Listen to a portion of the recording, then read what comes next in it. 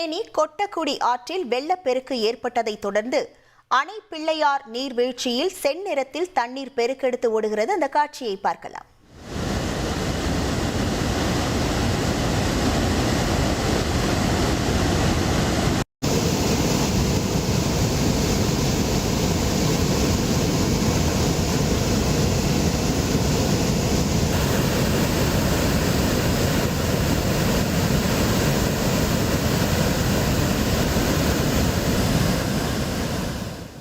இது தொடர்பான முழு விவரங்களோடு இணைகிறார் நமது செய்தியாளர் யுவராஜா.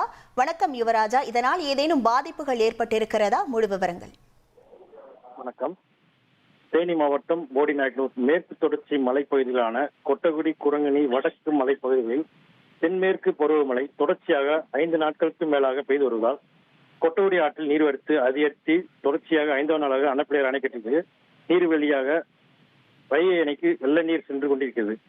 போடிநாயக்கனூர் அருகே உள்ள இந்த அணைப்பிள்ளையார் அணைக்கட்டு நீர்வீழ்ச்சியில் ராஜவாய்க்கால் வழியாக போடி ஸ்டூட்ரா பகுதியில் உள்ள 7 குளங்களுக்கு அதிக நீர் செல்வதால் விவசாயிகள் மகிழ்ச்சி அடைந்துள்ளனர். மேலும் உபரி நீரானது அணைக்கட்டு நீர்வீழ்ச்சி வெள்ள நீராக ஆர்ப்பரித்துக் கொண்டு வைகை அணைக்கு செல்கிறது. தொடர்ச்சி ஏற்பட்டுள்ளதால் பொதுமக்கள், சுற்றுலா பயணிகள் கொட்டகுடி ஆற்றில் குளிக்கவோ, கால்நடைகளை குளிப்பாட்டவோ, கடக்கவோ முயற்சிக்க வேண்டாம் என பொதுப்பணித்துறையினர் மற்றும் காவல்துறையினர் எச்சரிக்கை விடுத்துள்ளனர்.